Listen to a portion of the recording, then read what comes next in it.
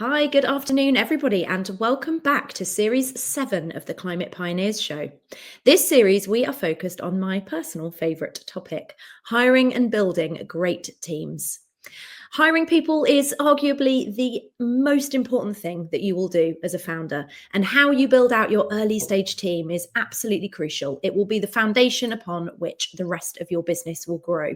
And throughout the course of this series, I'm speaking to founders, investors, coaches, and specialists from across the full spectrum of HR and talent, giving you access to valuable insights and advice as you build your team. And today we'll be hearing about the challenges and successes of team building directly from the perspective of a founder themselves. And I am joined by Sebastian Leape, CEO of Natcap, an organisation that helps companies to measure, report, and act on nature-related risk. Seb has seen them on a journey from pre-seed to Series A, having successfully closed $10 million in funding in July of this year.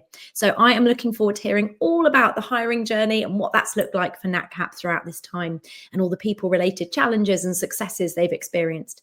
So Seb, thank you so much for joining me. Thanks for having me. And yeah, it's been a busy couple of years, so many lessons learned, and I'm really looking forward to the conversation. Fab, excellent. So you joined Natcap in 2022. So 2.5, nearly 3 years ago now. Tell us, where was the company at in its people journey when you joined? Where were they at in terms of headcount, culture, and where are you at today? And talk us through that journey. Yep. So I think to understand the people side of things, probably worth just first anchoring in the strategy in the market, because that's kind of driven the people. So I joined just over 2 years ago. And at that point, Natcap was really helping landowners and corporates who managed land directly in the UK baseline and enhance their biodiversity, doing it with a team of primarily scientists in a consulting-led approach, with aspiring and kind of appealing to altruism and with the hope of locking in and making use of nature markets, biodiversity credits, carbon credits, maybe some subsidies. So it was all quite early, it was quite experimental. The UK has been a leader in this for a while. And the team was built to meet that objective. And now it's quite a different strategy. So now we're targeting big global enterprises, mainly in Europe and Japan. We're helping them with measuring and managing nature risk, as you mentioned, mainly often because they have to in Europe, or because they want to get ahead of emerging investor expectations. So there's more pressure on them to do it. And we're now serving them with a core of a product, a software product, with some advisory along the side. So all of that lends itself to quite a different team. So Natcap's changed a lot in those couple of years as a result of that strategic pivot.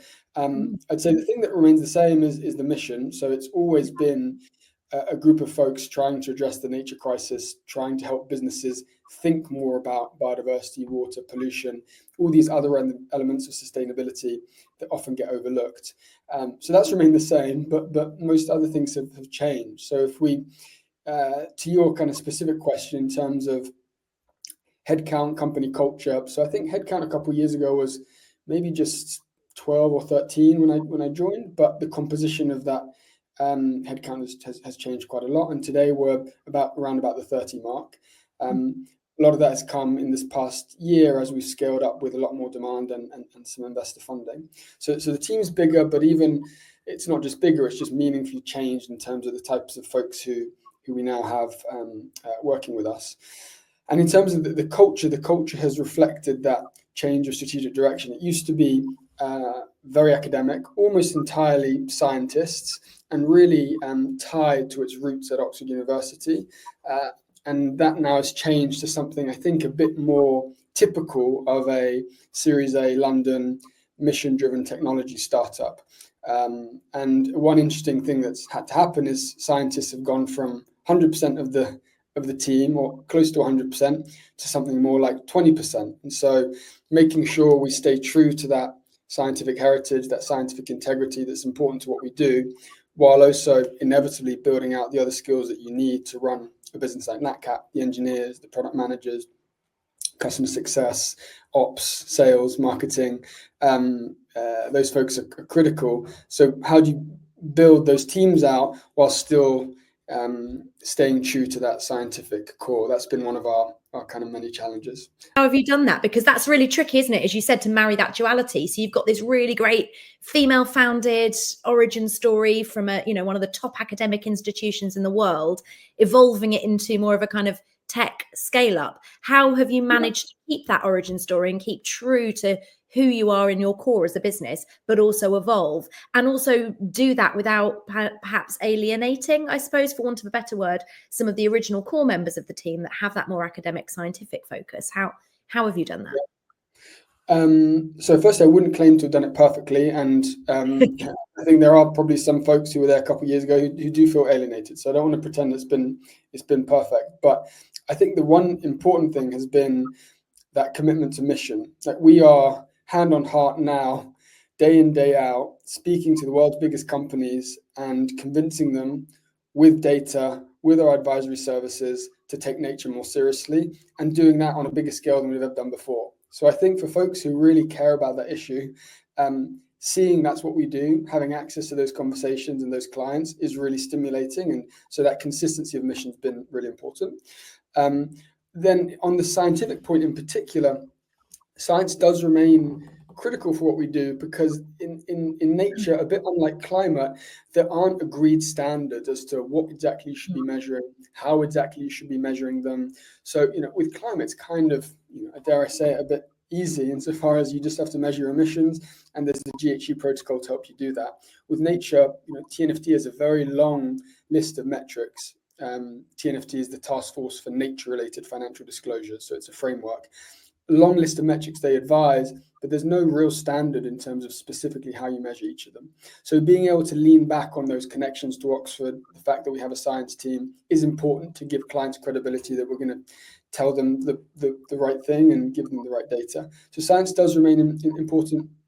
And I think one of the cultural ways we've tried to remain true to those science roots is through curiosity. So curiosity is one of our values. It's been a real central theme to our culture, and it comes through in a few different ways. One is, we start our all hands every Monday morning with, the standard roundup of priorities for the week across different parts of the business. And then we have thought for the week, which is where a colleague, or sometimes we actually bring in an expert from outside, but just has 20, 30 minutes to just talk through a thought they've been building on over the last few weeks or months. And it's ideally tied to our mission, but it can be quite varied. We've had people talk about, the latest innovations in GIS technology. We've had people talk about, personal stories and personal journeys. This week I did one on self-awareness and the importance of self-awareness for personal growth. So everyone brings a different theme, and that's quite democratic because everyone can participate, and it kind of builds on this culture of academic, curious types who want to learn about the world. So in a few ways. Love that. That's brilliant. I really like that. And you mentioned there that so one of the core challenges that you've faced in this last 2.5, 3 years then has been as a result of that strategic pivot, needing to change the makeup of the team, and the challenge with how you've done that and tried to do that well. What other sort of challenges would you say you'd faced over the last couple of years? What have been the people related things that have kept you up at night? So I would say, I think when I now look back at what our challenges are, I think this is just the 101 of what building a company, the challenges you face when you're building a company. And I wish, one regret I'd have, so if there are any pre-seed founders listening, is I wish I'd had a senior HR person in my orbit earlier on. We relied on one of these low-cost generic providers who just give you, by the book automated advice to your queries, and it was very cheap because it's all we had, but it meant we spent a lot longer figuring out the right answer than we needed to. So get an HR person in your orbit. It can even just be, someone who's done the journey a few times. I actually know a few great people, so I can put folks in touch. But even if it's just a few hours a month, just shortcutting the answers, I think would help a lot. But some of the things we've really struggled with were, at the start, it was benefits. What's the right level of benefits? Just as a progressive person, I like and take pride in the idea that we're providing our team with the best benefits you can, but you face the very hard reality of a shoestring budget, particularly at the seed and pre-seed stage. And so what's fair, but also feasible given all those constraints, was a debate that we had and probably had a bit longer than we needed to. So that was a big challenge. I think we had a challenge in terms of onboarding. We've had a lot of people join over the last year in particular, and making sure that they get up to speed really quickly. We could have done a bit more upfront work on just a standardized onboarding process, but that was something that we struggled with. I think what is the right composition of jobs at the right level? So the kind of job approvals process and a bit of the talent planning we did in a bit of an ad hoc way, and now we have a more standardized process, but that we kind of felt our way to an answer as well. So those would be some of the things we struggle with. I think they're typical, and just try and speak to someone who's done them before rather than figuring them all out yourself for the first time.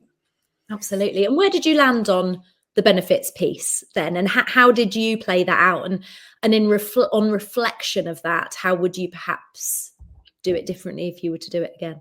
Yeah, so I actually don't have all our benefits to top of mind, but we went above and beyond on sick pay. We went above and beyond on family leave and family emergency, on bereavement, and then really have invested heavily in maternity and paternity leave. So gone above the benchmarks and tried to make that a bit of a differentiator. So went there, and then we've always had a hybrid workplace. So it's quite an empowered, flexible place to work. And then there's a few other things that. We have a bunch of, and we have like an official employee benefits scheme and vouchers and employee of the month and so forth. So the whole range of different things. The way we ended up doing it is we just had a long list of everything we would like to be able to offer, a kind of backlog, if you will, description, a rough costing of what it would cost, and then prioritized it, and with a fixed budget, basically just chopped off the first 5 things from that list and then did it. And then I think one important thing was to position benefits to the team always as a journey, this is where we can get to today, and this is where we hope to get to in a year after these milestones, and this is where we'll get to in 2 years. So that was one thing, was showing it as a journey. We went as hard as we could on the family stuff, because in part we actually have quite a few parents in our team, which is something we're proud of, and I think a differentiator compared to some other startups, and so wanted to put our best foot forward there. But I credit also to some folks I work closely with, some of the exec team who pushed really hard to take us in that direction. Yeah, I think that's really important. I think there can sometimes be a slight mismatch in creating early stage benefits around what the founding team think are important and what the actual team think are important. And there can often be, I think in early stage startups, it can be very equity heavy and like more of the empathetic family related policies light, as it were. How much did you consult the team around what they wanted from the benefits package, and how have you continued to do that over time to make sure that what you think they want is what they really want? So I honestly can't remember. I think we did a survey at some point. And then we certainly discussed it. We had some town halls where we discussed it, but I don't remember exactly. What I do remember is having lots of bilateral conversations. So there were lots of coffees that were had between different members of the team who felt strongly about different benefits. And we have a bit of a relatively flat culture whereby we have lots of everyone's empowered just to have a conversation with whoever they want, whenever they want. And that results in I think folks being able to air what's on their mind and feeling heard. So we did have lots of bilaterals. There were folks who believed really strongly in having e-vehicle subsidies, some folks who really wanted paternity leave, some folks who really wanted healthcare. So everyone had a different view, and I remember having bilateral conversations, but then we ran a workshop with the exec team in the end with this long list and a fixed budget, and ended up with the top 5 or so that I'd alluded to earlier. Yeah, I love that. And you're right. It is, you cannot please all the people all the time. And I think if you try to implement what everybody in the organization wants, people have such different priorities. So yeah, but I really liked your point about taking the team on the journey with it and saying, this is where we are today, and this is what we hope to, the building blocks that we hope to add in over time. To your point about onboarding, because I know you said that was another area that you found to be a challenge? Again, where did you not do it so well? And what were your sort of key learnings around that? And where have you got to now? And I suppose, again, if you were reflecting on that journey and advising somebody who's earlier on, what are the most important things that you think they should be considering when it comes to onboarding? Because onboarding is crucial, right? Those first, setting somebody up for success from the outset and setting the culture and the relationship and everything, well in those first few weeks is so important. So yeah, talk us through that. So onboarding, it's amazing how we spend so much money on our recruitment processes and our interview processes, and then relatively so little effort on the onboarding. It's a real asymmetry, even though both are, I think, just as important for trying to get someone in role, firing at all cylinders a few weeks into the job. So there's definitely onboarding is overlooked as a process in general. In terms of how we've done it, so the biggest unlock, honestly, was we had a really talented talent acquisition lead join us, who plays a bit of a kind of all hands role, part talent acquisition, part HR, kind of operations, part also in sales on the biz dev front. So he's an all rounder, really talented person, and he's helped us just bring rigor and process to that onboarding. So now there is a checklist, there is a standardized process that we've agreed, and it just gets executed upon reliably, and he has the bandwidth and the experience to make sure it happens. So the actual process of a good onboarding, it's not rocket science. It's 2 weeks before they join, reading list issued, 1 week before IT is set up. So your first day, you have a relatively informed new joiner with all the IT in place to be successful, and then you can have a really successful first week where it's meeting with your new buddy, meeting with your manager, meeting with me. I meet with everyone who joins so that we can get to know each other a bit, and having all of that admin and context in place makes that first week really effective. And then I think the other thing is just setting realistic and clear expectations for the first 30, 60, 90 days. So I love, in general, as a general management framework, I love this ACT framework, which is accountability, coaching, and transparency. So the idea that everyone needs to have accountability in terms of what they're heading towards and how they're progressing towards that kind of goal. We use quarterly goal setting to do that, and that's cascaded down to the individual level. So folks need to go where they're going, and then on the weekly cadence, they need to know how they're progressing against that. We then need to create a space, usually that's one-on-ones, where with someone, but it could be team meetings, there's the coaching to help them overcome blockers that inevitably come up. And that coaching has to be done in a way that's tailored to where they are and empathetic and useful. So making one-on-ones really effective is I think a big unlock there. And then there's the transparency, which is creating the forum for regular feedback. And with a new joiner, probably every couple of days for the first few weeks, and then maybe it goes down to once a week, and then the long-term rhythm can be, every couple of weeks, or longer. But having that mechanism in place for really rapid, really regular feedback is important. So our kind of talent HR lead has really helped make the process smooth, but having managers set those clear goals and set up the coaching environment and the feedback mechanisms is, I think, the most important thing. Yeah, absolutely. I think that feedback's a crucial point, because people often run their onboarding process, but without those feedback loops as to, well, we've got this process, but is it actually working? And being able to iterate it over time, because it will change and it will evolve. And as the company grows, one of the things I see presenting a real challenge is the scalability of onboarding processes, because when you're a really small business, it's very feasible for the founder or the CEO to be delivering the lion's share of the onboarding, but that's obviously not scalable. And as the business grows, you need to hand that down to people. You need to create more scalable ways of being able to onboard more and more and more people as you grow. And so, being able to put really good processes in place for that's important. I mean, a point that you came up, that you mentioned there around the coaching piece and the managers doing that.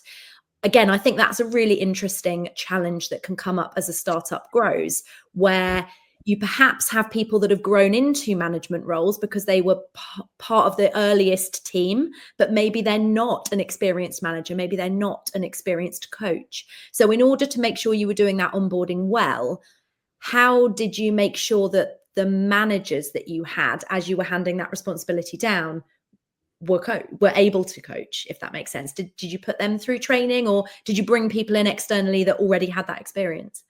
Yeah.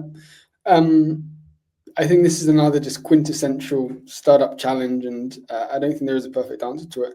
I'd say we, the kind of senior leadership team at Natcap is just a really talented bunch. It's very, very motivated, very smart, very high EQ, and so that's made things a lot easier than they could have been. But yeah, there's certainly some folks who have become senior in the org who didn't have management experience in the past. So the way that that's worked, or we've tried to make that work, is a bit of formal training. I don't think startups are ever amazing places to receive formal training. There aren't the resources, there isn't the infrastructure in place, but we do a bit of it. We've provided coaching to some colleagues for whom it would be a big benefit.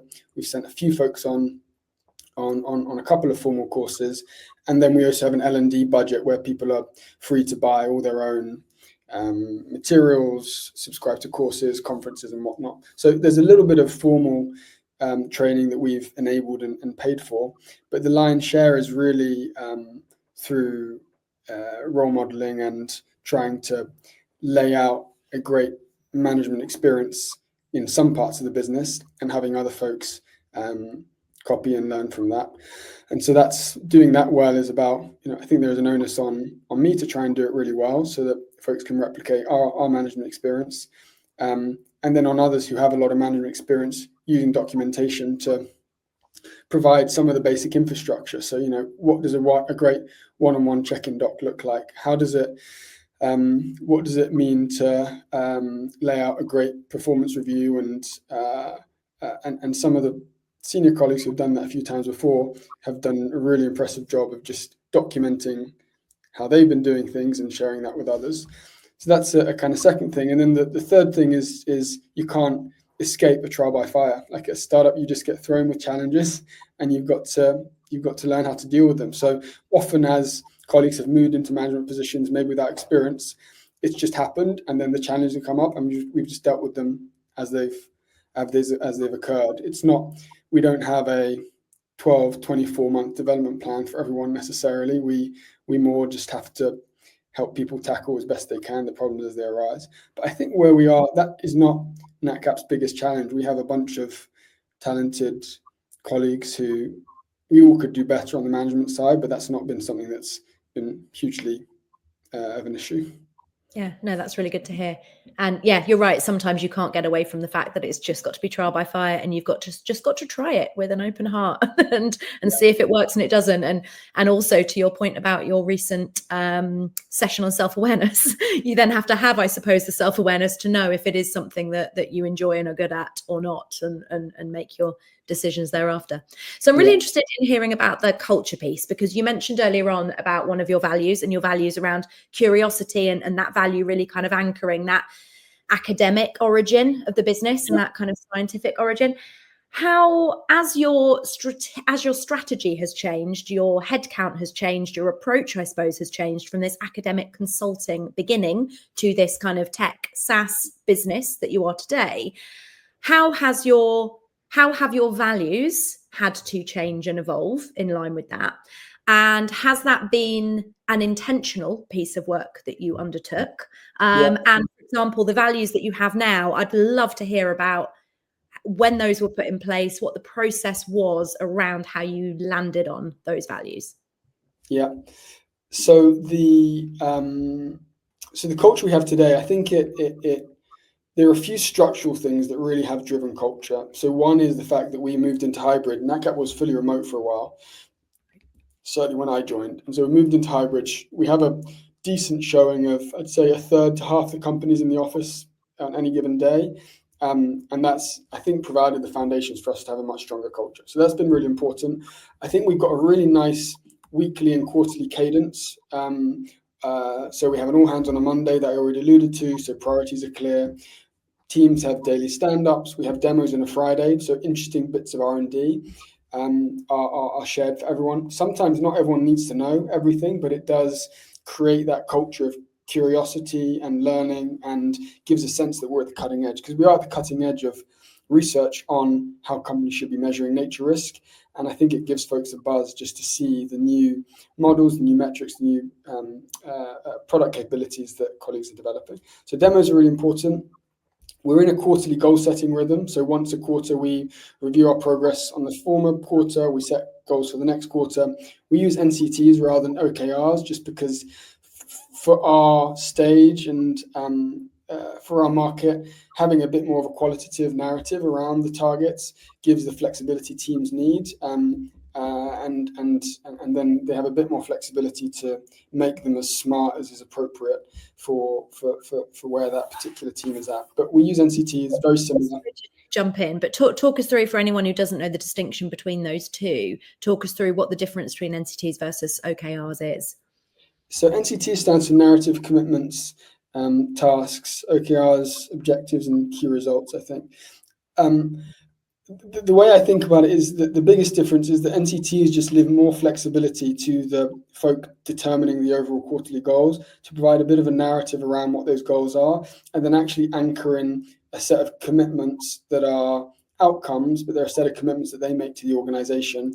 And then we often see the task level as a bit more optional that the teams can take internally, or they can align with your org overall. But it's the narrative of where do we want to get to at the end of this quarter, and what are the commitments you make in terms of what you deliver. OKRs, honestly, I think you could use OKRs in that same way, so that the terminology gets in the way. But how I've always seen them used is much more smart, quantitative way. So it's a quantified objective, and then it's a series of smart, quantified key results. And it just provides a little bit less flexibility. So I like to let the teams provide that level of rigor at the team level, but at the org level to have it a bit more qualitative, and that's been working really, really well for us. We might move towards the OKR direction as we mature, but we've been quarter to quarter, things have been changing so much that having that flex has been useful. Yeah.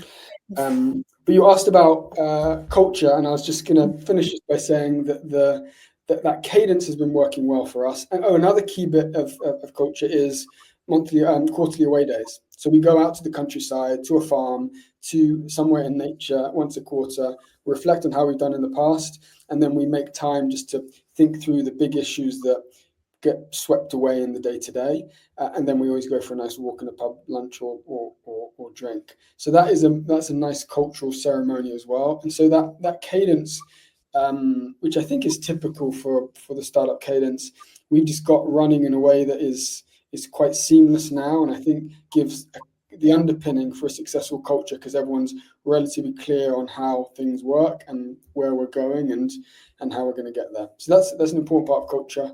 In terms of our actual values, so we did do a mission and values session quite early on, I think just after the seed round a couple of years ago. My colleagues Tom, who's our CTO, and Siobhan, who leads delivery, really were instrumental in making that happen. And those values tried to marry what made Natcap special at the time, particularly that academic and scientific route. So one of our values is being rigorous, because our scientific depth and expertise is what is valuable to customers, and so being rigorous is important. Another one that I already mentioned was always learning and being curious.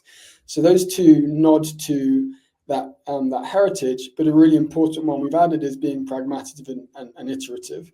And so we move quickly, we move decisively, and a big shift is we move with the customer in mind. The North Star for us is our ICP, and it's what does our customer need to solve the problem we're helping them solve. It is not what is the most interesting bit of research that is missing from this debate.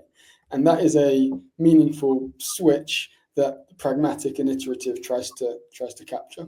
So yeah, there was a real effort to lay out some values, do it collectively with the team through a whole series of big collective workshops, and I think the values we landed on capture quite well what Natcap is and how we work together.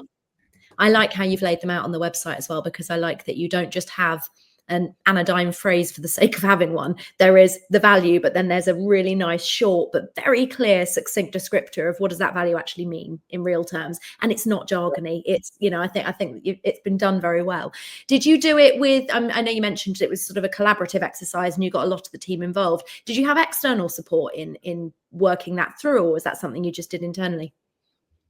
So I think we did. So we did a rebrand at the time. We had a funny story about rebrand. Is I hired off Upwork a marketing person, within days of arriving, just because we needed a new logo and a new website. They did something, with the budget we had at the time, and 2 months later, we're in a meeting with a client, and we realize our logo is exactly the same as Deloitte's logo, and they've basically taken the Deloitte logo, changed it to say Natcap. But everything else, fonts, color palette, everything was the same. So that didn't work. So we went, again, our CTO and our head of delivery, Tom and Siobhan, really led this. We went to, a design agency helped us do a proper logo job. And through that, we did a little bit of, they forced some conversations on mission and value as part of that rebranding exercise. So that was an helpful input. And it was a design agency called And Now, who did a really sterling job. But then turning that into a mission and a set of values that the whole org bought into was something we did at our away days. So that was an internal job. And I think where we landed, if I look at those, they capture the essence of the company. So they've stood the test of time. I'd say we have applied them with more or less intensity. I think there was a period a year ago where they started to drift and we didn't really reference them that much. But now through our competency framework, through our performance reviews, they've come back and really underpinned how we think about how we want to interact internally. So making them stick and making them practical is something that requires effort. And it's really recently we've put the effort back in. Brilliant. I think that's so common that you get really fired up about creating these brilliant values that you think, really capture who you are, and you love it and you're really excited about it. And then they kind of get put in a drawer and sort of forgotten about a little bit. And I think it's so important to make sure that they are actually underpinning what you're doing. How do they feed into, or do they feed into your recruitment process as you're hiring? Do you hire against those values in a kind of tangible way, or is it more of a gut feel as to whether this is a Natcap person? So recruitment is something I think, with all due modesty, we do really well. We have 3-stage interview. So we have the screening and outreach process that now we sometimes use agencies for, or we have our colleague Gareth who runs it internally. But that screening process gets us some great leads, and then we have a 3-stage interview process, which is, for the more technical roles, can even involve an on-site stint of just working next to someone at Natcap. But there's the interview with the hiring manager. There's then the deep technical interview, usually with some take-home work beforehand that we talk through. And then there's the culture fit, which is not just a kind of coffee chat, to see if you're a nice person. It's a meaningfully structured discussion with often 2 or 3 colleagues. So it can feel a bit overwhelming. And that in particular is structured right around our values. So we look for specific examples of behavior or specific examples of experiences that elicit whether you live the values in the way that we want them to be lived. And so that, again, I think my colleague Becky did a lot of work, our chief science officer, on mapping out those questions. We had an HR whiz, Hayley McKinsey, who advised us for a while, who's brilliant, and she also helped us build those.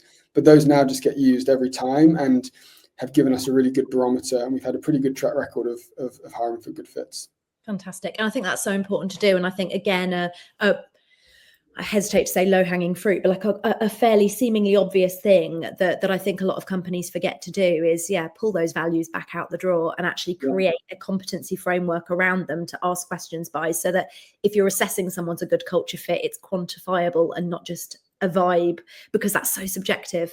And like you said, once you've built great questions around those competencies, as long as your values don't change, those questions can remain the same and you can wheel them out across any role that you hire for. So no, I think that's brilliant. And you mentioned there, Becky, your chief science officer.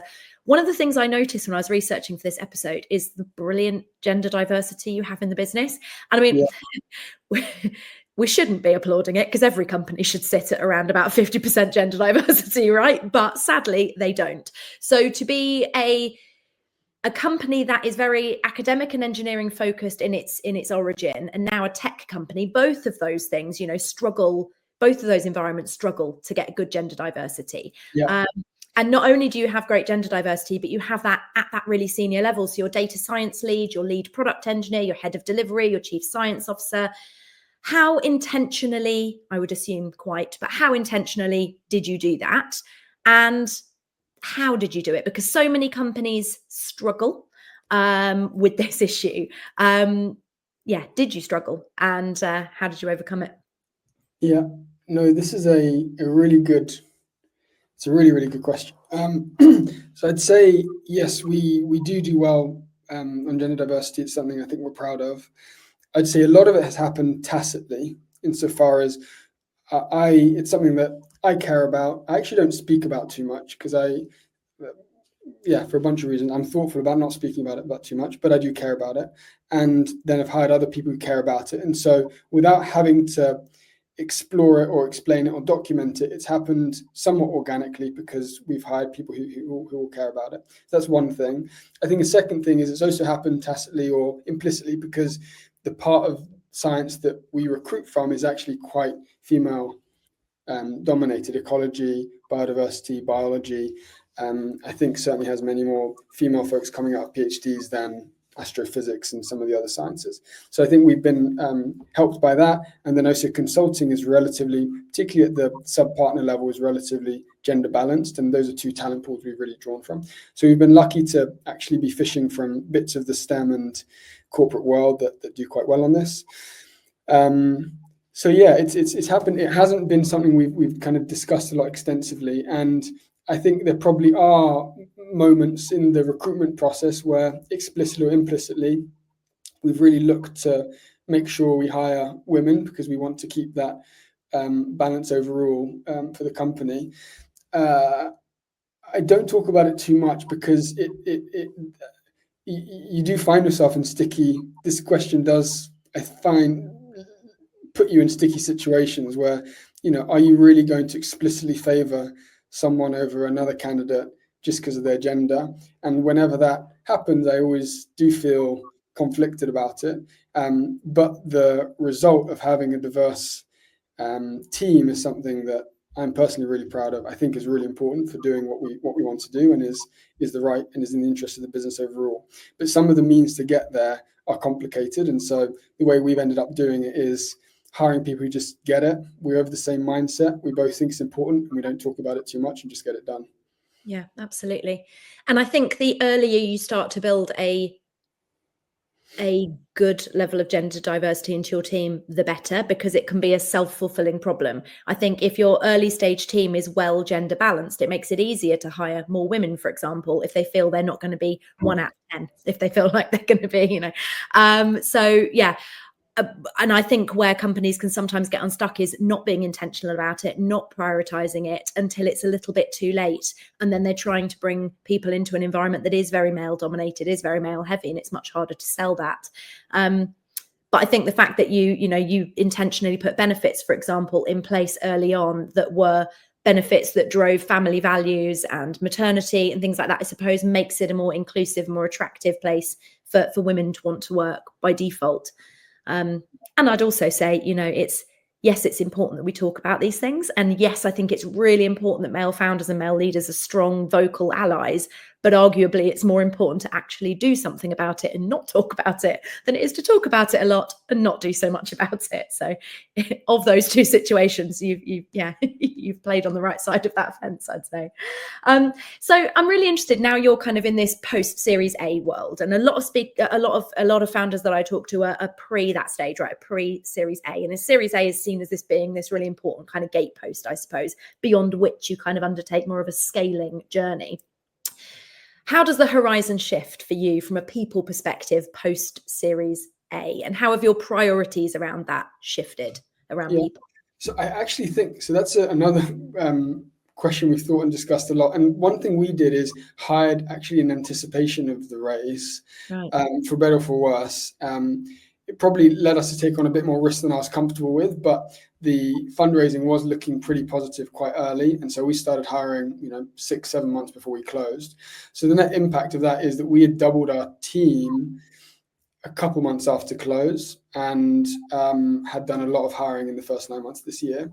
That now means that we are in a good place. We basically have the team to deliver our near-term targets for now and are busy onboarding, upskilling, bedding down the folks that we have.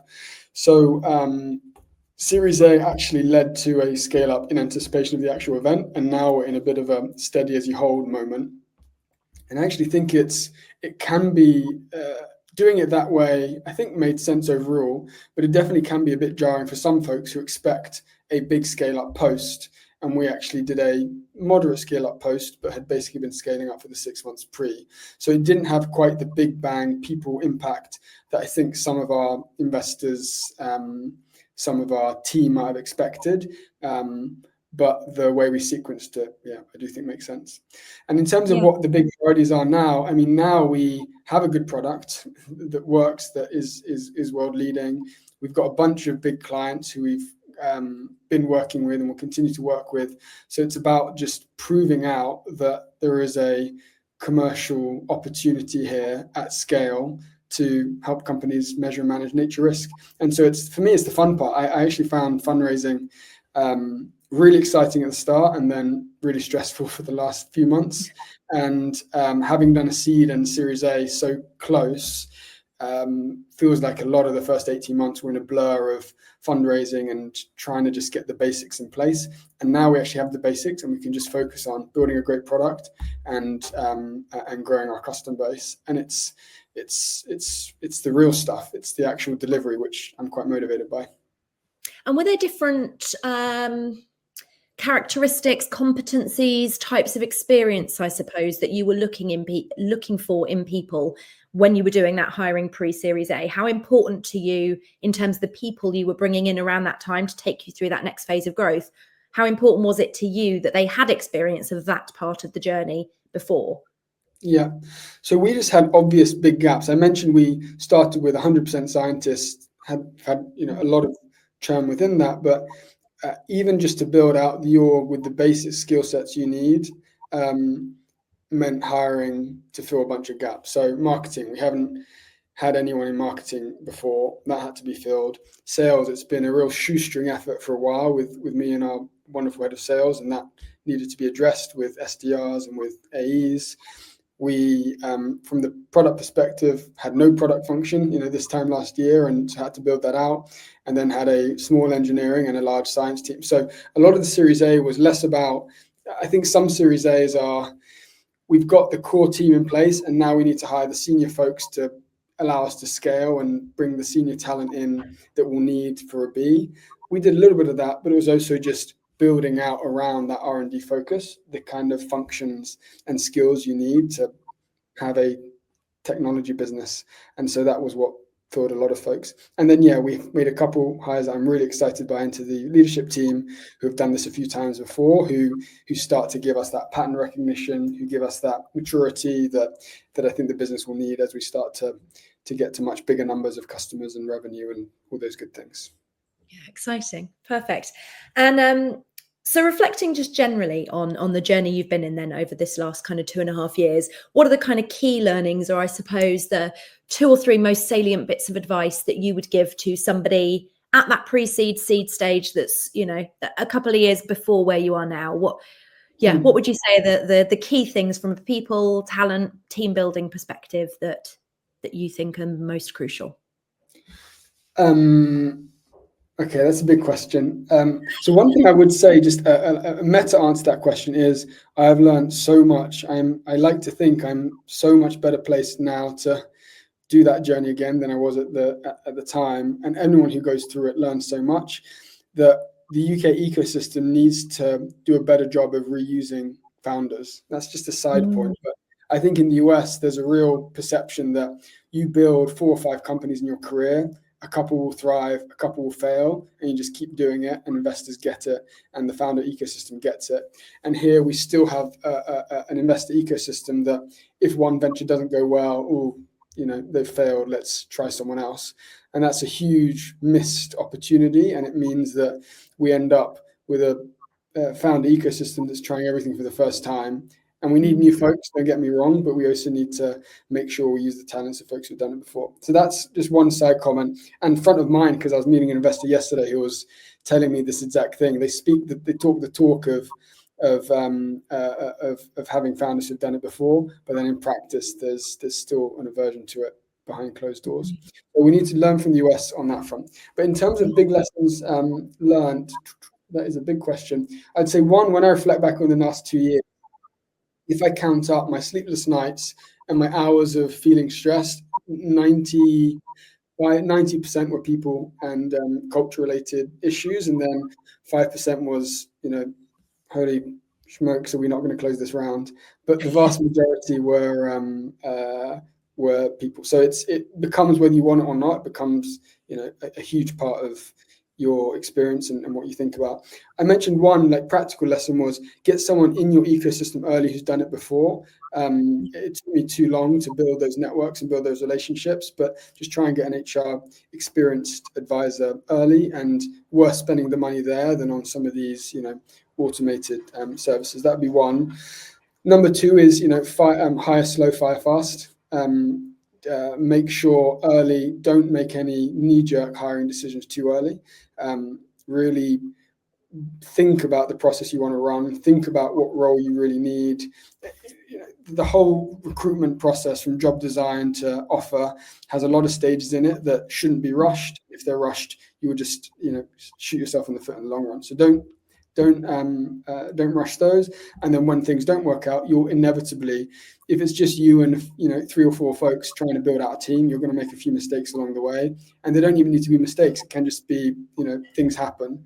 And when they do, move quickly and move on in a way that's fair but also quick, because those things linger doesn't help anyone. So that'd be a second thing.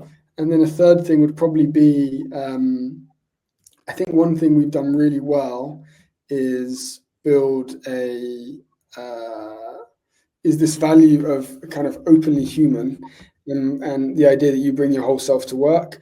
And that's actually been driven by, there's one colleague in particular at Natcap who's really role modeled this and driven that as a value, but she's rubbed off on all of us. And I think that's created an environment where people feel comfortable being vulnerable, are able to bring their whole self to work, and as a result are happier working here, feel more loyal to this team, and hopefully are going to stick with us for the long term. So that is a value that we've curated that I think has had more impact than the rest. Amazing. I love that. And to your point about hire slow and fire fast, I think one thing I'll say, and then a question I have off the back of it. One thing I'll say is I was at a seminar about 6 months or so ago, and there was an employment lawyer there who said the number one mistake he sees a lot of startups make is not firing quick enough. Because there's this, I suppose, fear, this guilt, I suppose, around, have I done enough to help this person succeed? But he said so often your gut instinct is the right instinct. And yes, you might risk, because people worry, what if I get rid of this person? But they might have turned out to be brilliant. So yeah, that can sometimes happen, but that's a 1 in 10 scenario. And 9 times out of 10, you'll keep the wrong person too long, which is more damaging than accidentally losing the 1 in 10 that could have been great. So yes, that's just something anecdotal I'd heard on that fire fast piece. But in order to hire slow, I think one of the challenges that startups often face is this urgency bias. We've got to move quickly, we need somebody in. And I think sometimes that can come from starting the recruitment process too late, because they're nervous, because they're hesitant. What if this round doesn't close? What if we don't win that client? I want all my ducks in a row and this assurance before I even start a recruitment process. But then they get trapped in the urgency bias because they've started hiring too late. They now need to wrap it up quickly. It sounds like you kind of circumnavigated that a little bit by going early, and in that, hiring that team pre-Series A, for example. So you were taking on the risk that A might not close, and you've hired all these great people, and what if it doesn't close? But would you say that enabled you to hire slower by starting sooner? Yeah, no, I totally agree. I think the last 9 months, that's something we've done really well, is recruiting the right people with the right process, and all the signs are is that we've made some really good decisions. So the last 9 months, the process has really worked really been working well. And there've been a few roles that honestly have taken an incredible amount of time to fill. One of our commitments, one of our NCTs has always been getting that time to fill down for our recruitment efforts. And it's always a balance between, yes, you want to hit your goals, yes, you want to be efficient, but I'd much rather take a while and hire the right person than meet a goal and go through that painful exercise of making it all work. So in general, hire slow, take your time, and it's worth the downsides that it entails on the business. Absolutely. And what are you excited about for 2025? We're nearly there, worryingly. Yeah. I was just saying this morning, I'm in really high spirits at the moment. I'm feeling really positive. This is the fun bit. This is the bit where you've got money in the bank. You've got the team now, bums in seats. You've got clients starting to really engage on this topic, and we just need to build the best product and win those client deals. So it's the fun bit. I'm really excited about 2025. I think we're going to do big things, and there's a lot of doom and gloom about the politics at the moment on my LinkedIn and I think in the world. I think for the narrow issue that we're working on, I think it's resilient to all of that. So I'm feeling very optimistic that in a world of gloom, we're going to find buds of hope. But I think all the pieces are in place for 2025 to be a really big year for us. So I'm excited. Fantastic. Well, fingers crossed. I'll be watching from the sidelines and hoping it is. Seb, thank you so much for spending an hour of your day with us. I know you're really busy at the moment, so I really appreciate your time. And thank you for sharing the learnings and the insights that you gained over this last couple of years. I think it'll be really, really valuable to any founders earlier on in that journey that are watching this today. So thank you so much.